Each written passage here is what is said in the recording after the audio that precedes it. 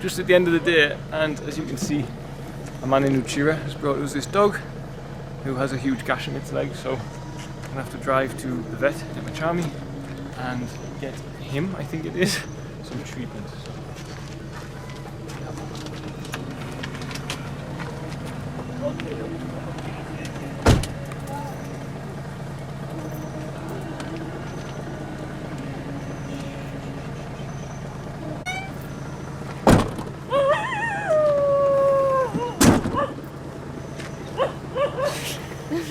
My second time at the vet today. Yeah, Ollie.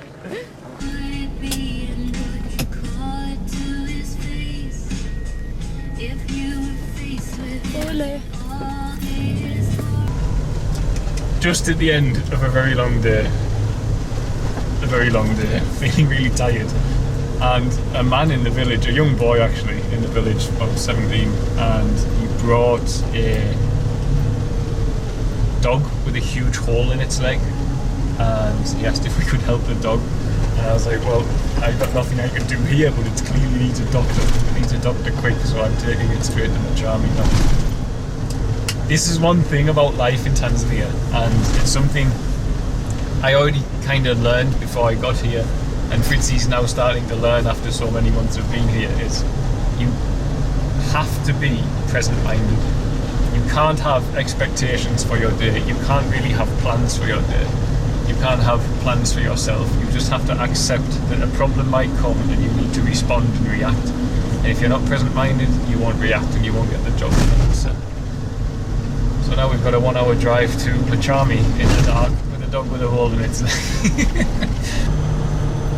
Hey guys, I thought I'd make this video because it's the day after I took the dog to the doctor late at night, and I wanted to try and show something, hopefully, about what it can be like. These things happen regular. I don't post about them, I don't make videos about them, but I thought I'd just do it because it kind of helps me to show something and combines what I do here with the spiritual musics that I do, which more people watch than anything else, I think. So what it's about is just being present-minded. Now, what's just happened is, well, two things I should talk about actually. What's just happened is the pregnant girl who was homeless, who's been living with us, whose name is Jackie, and she's only young, she's 18, she was on the street living, and we brought her into our care at Featherstail, and she's very late on in her pregnancy, but not due yet, and she has started screaming and crying and in a lot of pain, so nobody quite knows what's wrong with her, and it's looking bad. Whatever it was, it's just not normal. I mean, I don't know, I'm not an expert, I'm not a midwife, but anyway, it's the end of the day, it's late night, and I have to go to the hospital again. Now, they've gone ahead of me in the other car with Jackie in the back, but they didn't take any money. And I'm exhausted after my late night last night and getting up this morning, and I've had all day dealing with everything today as well. And I'm now heading to the hospital to pay this, because without me paying it, they won't see to her. End of story. If I don't take money, they won't see her. Even if she's in pain, writhing around, bleeding on the floor, they won't do it. So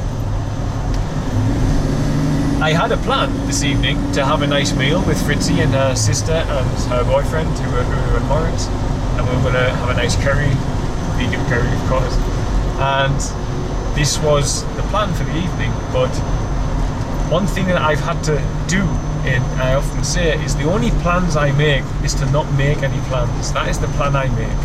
I plan to not make any plans, because I've seen people here struggling with it. You have to bring yourself into the present moment. You have to be accepting of what's going on at each given moment and not living from the plans of your karma mind. Because if you do that, if you live from the plans of your karma mind and then you get an emergency one after another, you end up in knots and you can't cope. You end up feeling like a victim, asking, why me? Why can't I do the things I want to do? Whereas if you accept that the things that you are doing are the things that are needed and that life presents to you, you're living in a much different way. So you have to be present-minded, and what I found makes me present-minded was meditation and prayer, and of course raising your energies through the 7 chakras to, as I always say, to become more centered, find the very middle of yourself. And from there, it allows your carnal mind not to ask questions about things, and it allows you to respond and react as is needed. And when people always ask me, I want to do what you do, this is one of the things that everyone would need to learn before you even embark upon such a thing. You have to be here in the moment with as much of yourself as you can be. Otherwise, you're not going to cope so well with everything that's asked of you while you're living a life like I live here, living the life that God has asked me to live here. So we're heading there now anyway to make sure that Jackie's okay. And on the other side of things, as I've always said, unfortunately, we are one of the unfortunate times in reality where the human species has been convinced by other humans that the pieces of paper those humans are printing are worth more than the well-being of a pregnant woman and her child and her unborn child. It's bizarre when you think about it. If you met an alien species where they were saying, you know, these rocks on the floor, if you don't hand me these rocks on the floor that this man has created, has made into a certain shape, then I'm not going to treat your sick friend, or I'm not going to help this unborn baby. You'd just say they were a bunch of crazy little lunatics. Yet here we are in a world where men create bits of paper with pictures on them, tell us that they're worth something, and then we have medical care facilities available, and we are so into these pieces of paper that we are utterly convinced that we cannot help them until they are handed over to us. These pieces of paper within human consciousness have gained more value than the well-being of an unborn child, and that's a sad part of reality for developing countries. So, a very sad part of it. Okay, off to the hospital. It's been a couple of hours. I'm done at the hospital. Mary will stay overnight with Jackie. If you want to get an idea what medical care is like in Tanzania, it looks like Jackie might give birth this evening. So the hospital sent myself out into the town to buy some cotton wool because they had no cotton wool inside of the ward and they needed some for the delivery. Welcome to Tanzania medical care.